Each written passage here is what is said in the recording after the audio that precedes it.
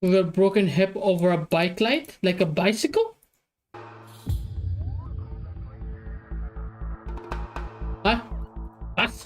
On September 2nd, 2025, officers of the recent, what? Covington Police Department observed Covington resident Martell Hunter riding his bicycle through a parking lot in the early morning hours. The officers initiated a stop based on their observation that Mr. Hunter's bicycle light had allegedly not been activated, in violation of Section 14020 of Title 601 of the Kentucky Administrative Regulations, which requires a front bicycle light visible for at least 500 feet during nighttime hours. Under Section 189.99021 of the Kentucky Revised Statutes, a violation of that regulation carries a fine of no less than $10 and no more than $100. The interaction that followed was captured on That's a officer real body-worn thing? camera.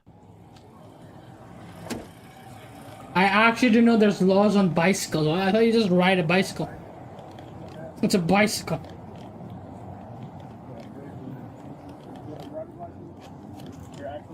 A driver's license for a bicycle?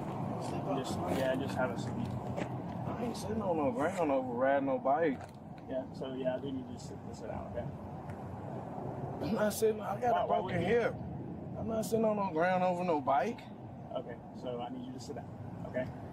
Just a bike light, dude. It's not an Sit option. Just down. My name's Martell Hunter. Can't you turn your body cam on? It's on. Alright, my name's Martell Hunter. I live right there on 34th Street. Just came out to get some cigarettes. We're going back home. So here's the deal. So stop you because you're light. So I'm asking you nicely to sit down. That's all I'm asking I'm you. not going anywhere. I'm holding a bike. Yeah, Can't you just run my name? Look at this. I'll hold the bike. No, I don't want you touching my property. Dude, I you're don't want you making touch this. my You're property. making this way harder. You're making I the didn't simple. do anything A but go simple. across the street. How can I? Do you have your ID? Do you have What? your ID? Maybe.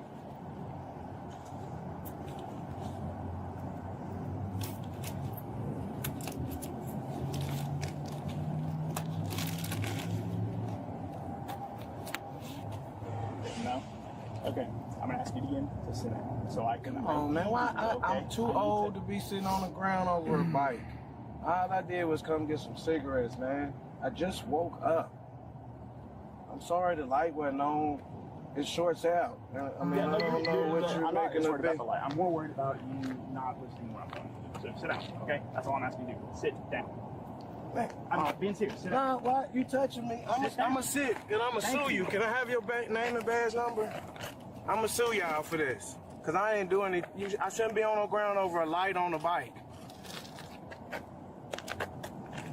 All right. I'm glad y'all doing what y'all want to do. I'm gonna sit right here. I don't even want to talk. Can I have a supervisor? Yeah, you can after we get your information. Oh, I want a supervisor. What's your first name? I want a supervisor. I am Get your at name night. first. I don't have to talk. I asked for a supervisor. You're making this way more than I what it want a needs to be. supervisor. I didn't do anything. Listen, I sat down on the ground like you asked me to. Can I have a supervisor? hey, listen. No, Listen. sir. Listen. No, Hey, sir. No, here, sir. Here, let's start over. No, sir. No, sir.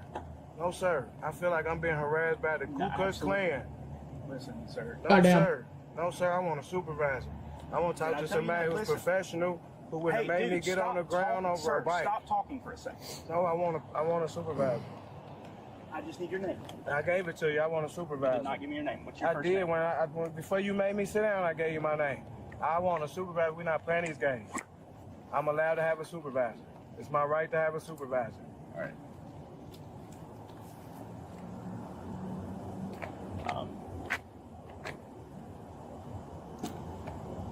All right, sir. You're gonna go ahead and be detained for the moment. That's fine. All right. Just stand up. Just For what? You still ain't give me your name and badge number. Officer Meadows. 0392. For a light? Are you dead ass? And I'm being detained over a light on the bike. Yes. For safety. For safety. Yes. In a parking lot. In a parking lot. By the way, in a parking lot. You putting this cup on over my jacket. You cutting my circulation out. Dude, You have anything on you that's gonna stick? I just come from the store. No, I got a condom and some cigarettes and some cigars. Pretty much. Can you pull my coat out my handcuff? Hold on. Oh, I got the tube for this. This is stupid. Like, what possible reason could you have to do this bullshit? Like, actually, what is going through your mind at this time is literally, brother, it's 6 in the afternoon. Like, what are you doing? 6 in the evening. Like, are you dead ass? Officer Meadows handcuffs Mr. Hunter and pats him down, citing safety concerns based on the fact that Mr. Hunter was wearing a jacket. Now, because bicycles qualify as vehicles under Kentucky law, this encounter constitutes a traffic stop, and the same constitutional framework that governs vehicular traffic stops applies here. As the United States Supreme Court held in the 1968 case of Terry v. Ohio, a pat-down of an individual's outer clothing is permissible only where an officer can point to specific and articulable facts that would warrant a reasonably prudent person in the belief that the suspect is armed and presently dangerous. A generalized concern for officer safety standing alone is insufficient. Rather, the officer must be able to articulate why the particular individual posed a threat. In the 1977 case of Pennsylvania v. Mims, the Supreme Court confirmed that this standard applies equally in the traffic stop context, holding that the Terry framework controls whether a frisk conducted during a lawful traffic stop passes constitutional muster. While applying that standard here, Officer Meadows cited a single justification for the frisk, that Mr. Hunter was wearing a jacket and he did not know what was in the pockets. Notably, he did not identify any visible bulges or other facts that would suggest that Mr. Hunter he watched the guy pat himself down. Was armed and dangerous. The remaining circumstances offer little additional support for the lawfulness of the frisk. Mr. Hunter did identify himself by name when originally approached by the officers, which cuts against any suggestion of evasiveness created by his later refusal to repeat his name. Likewise, his initial reluctance to sit on the ground was accompanied by a specific physical explanation, an injured hip, and he ultimately complied with the directive. Because wearing a jacket, verbal protest, and physical hesitation rooted in a medical condition do not suggest that a person is armed and dangerous, a court would likely find that the facts available to Officer Meadows at the moment of the frisk fell short of the specific and articulable standard that the Terry case requires. All right, I'm gonna help you sit back down, okay? I want you to take my coat sleeve out my handcuff. Sit down, dude. I got a broken hip. I'm helping you sit down. Here you go. All right, I'm telling you, watch, y'all gonna get sued. All right, I hope this is worth it. let's try again. No, I want a supervisor. I never told you no to a supervisor. All I don't right, care to well, get you a I'm not- supervisor. all right, Listen, well, I my just want a supervisor has to know who I'm talking to. Martell. Martel, thank you. M-A-R-T-E-L? I want a supervisor. M-A-R-T-E-L? I want a supervisor. Can you watch him for a second? Yeah. Can I ask you a question? Well, it's gotta be some bullshit, isn't it? This guy says some bullshit, isn't it? I already feel he's about to say some bullshit.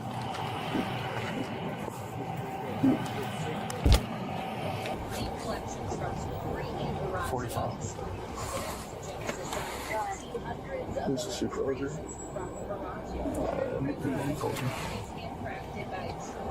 Project 83.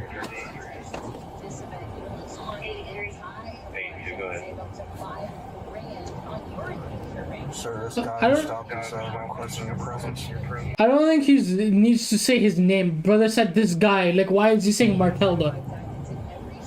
So he lied. He doesn't need to say, hey, yo guys, this Martel guy wants to talk to you, Mr. Supervisor. No, he's just like, this guy wants your presence. What? Liar! He lied!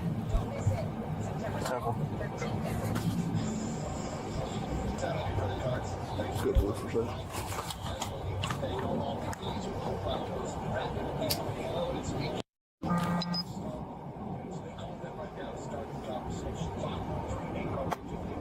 What's the point of this though? Like, there's nothing happening here. Also, I've never heard in my life somebody getting stopped and arrested because their light on their bicycle was buggy. Like, it bugged out and turned off. Like, what?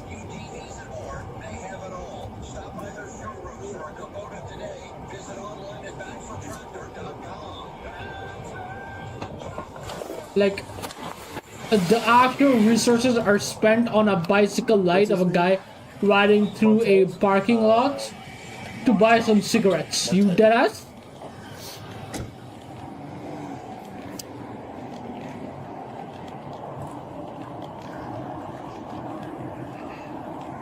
For a $10 ticket. Down, you can go up to headquarters and talk to him once we get done here, okay? So he's not coming. I just want I got cards when I get done.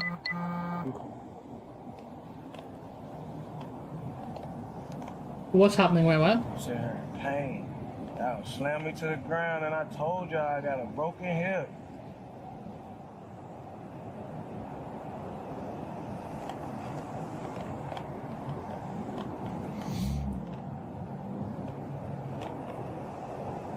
Tyrants. They hate black people.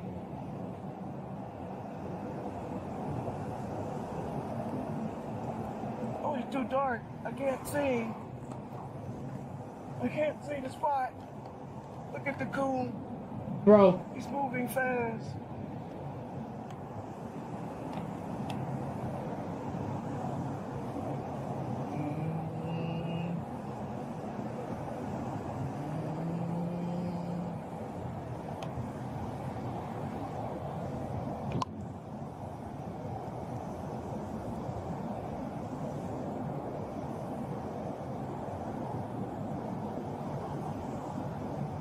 Position is making my leg twitch. Y'all don't care about me being like this over a bike light.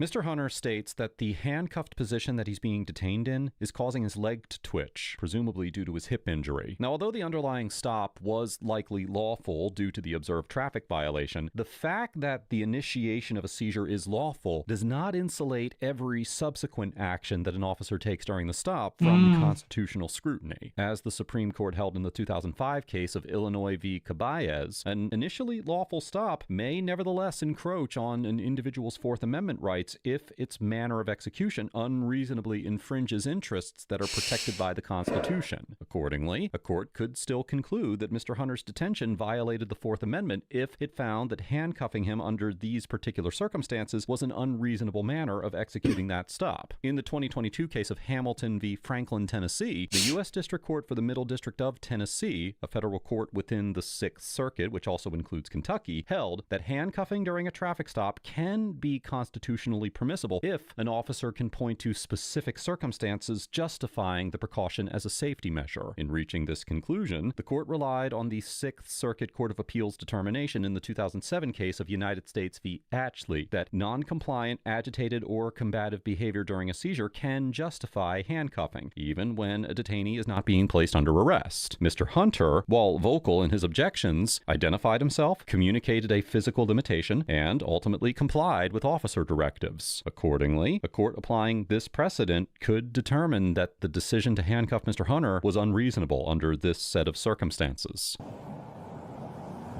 Yeah, because what's the point here to, like, handcuff him? For what reason could you possibly have to handcuff him? Like, I'm pretty sure the reason why you do it is because there's something you need from them. What is the point of detaining here? Like, what was the thought process behind, hey, let me detain him because I need to do something? Like, what is that goal to reach? It's because you want to call your supervisor, so you have to detain him? I can see if I assaulted somebody. If I hit somebody on my bike and kept going.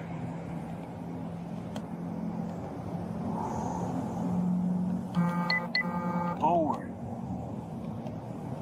And boredom strike. Double call.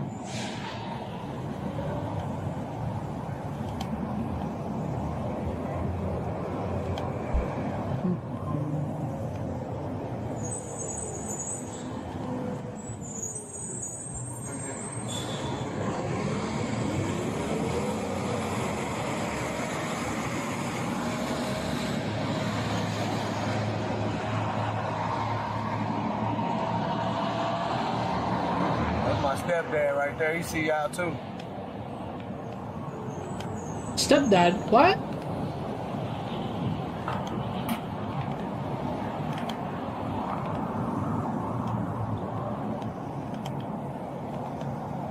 Stop that. Eh? Hope y'all enjoyed yourself. What's taking so long? I've been here over 15 minutes. This is a Terry stop.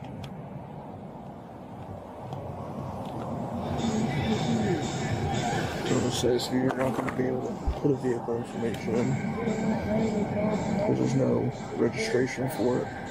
So there's no, it's not a I mean, you can put in there, you get traffic stop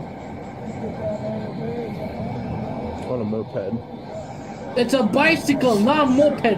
What?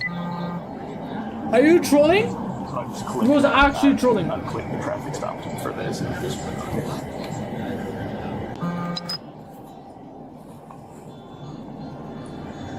Actually trolling. Like, he's trolling the game. What is he doing? You gotta do your court date. Court date? What am I waiting on? For us to finish your paperwork. It'll take 20 minutes to give me a ticket for a bike. I gotta sit here in pain over a ticket. Mr. Hunter protests how long he's being required to wait while the officers issue his citation. As the Supreme Court held in the 1983 case of Florida v. Royer, an investigative detention must be temporary and last no longer than is necessary to effectuate the purpose of the stop. The court reaffirmed and sharpened this principle in the 2015 case of Rodriguez v. United States, holding that a traffic stop can become unlawful if it is prolonged beyond the time reasonably required to complete the mission of issuing a ticket, which includes tasks such as checking the driver's license, determining whether there are outstanding warrants, and inspecting the vehicle's registration and proof of insurance. Here, Mr. Hunter had been detained for approximately 15 minutes at the time that he expressed opposition to the length of the detention. Under the framework established in the Royer and Rodriguez cases, a court would likely find that the detention did not exceed the range of time reasonably necessary to complete the administrative tasks associated with the traffic stop, and that the duration of the stop alone did not constitute a Fourth Amendment violation. However, as we discussed earlier in this episode, the more substantial constitutional questions raised by this encounter concern not how long Mr. Hunter was detained, but the manner in which that detention was carried out. I'm gonna get every piece of footage y'all got. I'm telling you, I'm putting it right on the internet. Every piece of footage y'all got is going on the internet.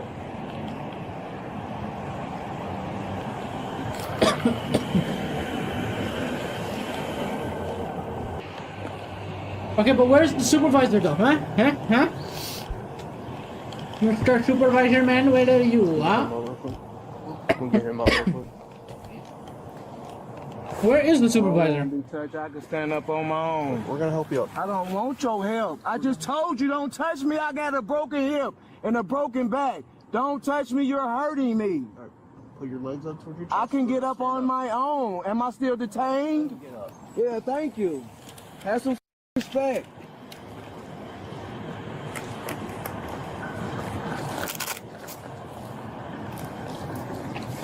I don't want you touching me. Just making sure you get the call. All right, I'm Turn around, okay. brother. I can fall all I Turn want to. I want y'all cards. Get y'all cards out. All my information. Get your card out. You can't deny me what I have the legal right to. So you're going to be cited for no license device. That's cool. That's fine.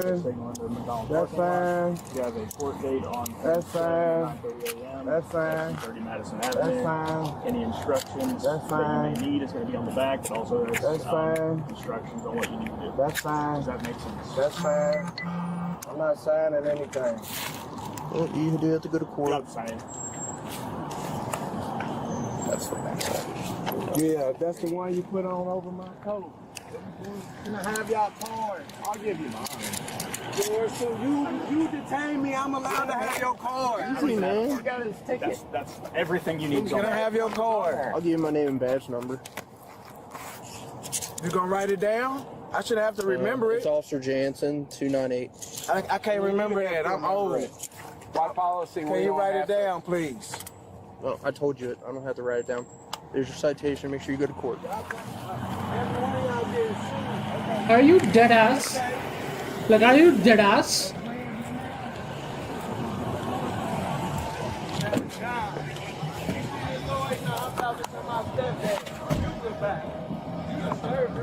What the hell was that, bruh? Yeah, I said it. That's good enough, and walked away. What the fuck, bro? Mr. Hunter was issued a citation and released. I was unable to find any public court records confirming the outcome of his case. On January 27th, 2026, Mr. Hunter was stopped again by the Covington Police Department, this time for allegedly jaywalking on a snow-covered road with obstructed sidewalks. During that stop, Mr. Hunter was again handcuffed, searched, and this time transported to jail, where he was held for several hours before being released. Overall, the Covington officers get an F for conducting a pat-down frisk without specific and articulable facts supporting a reasonable belief that Mr. Hunter was armed and dangerous, handcuffing a compliant... Okay, this is... I understand why people hate interacting with cops. Like, what type of bullshit is this? That level of restraint, and demonstrating ongoing indifference to Mr. Hunter's repeatedly communicated physical distress. The established standard for a lawful frisk requires officers to act on more than just a generalized safety concern. And here, Officer Meadows informed Mr. Hunter that he was patting him down because he was wearing a jacket. A jacket worn in the early morning hours of September is hardly suspicious, and it falls well short of establishing that an individual is armed and dangerous. The decision to handcuff Mr. Hunter is likewise difficult to defend. While courts have recognized that officers may use restraints during a traffic stop detention where necessary for officer safety, Mr. Hunter's conduct gave no indication that he posed a flight or safety risk. Finally, despite the fact that Mr. Hunter communicated his hip injury from the outset, the officers made no adjustment to accommodate him or relieve his discomfort, opting instead to simply ignore his complaints. What makes the officers' conduct even more troubling is that Mr. Hunter was stopped for riding a bicycle without a light, a minor traffic violation punishable by a maximum fine of $100. This interaction highlights how the reflexive application of investigative and restraint authority, untethered from the severity of the underlying offense and indifferent to the physical condition of the individual being detained, can transform even the most minor of traffic stops into a serious constitutional concern. Now, Mr. Hunter gets a B+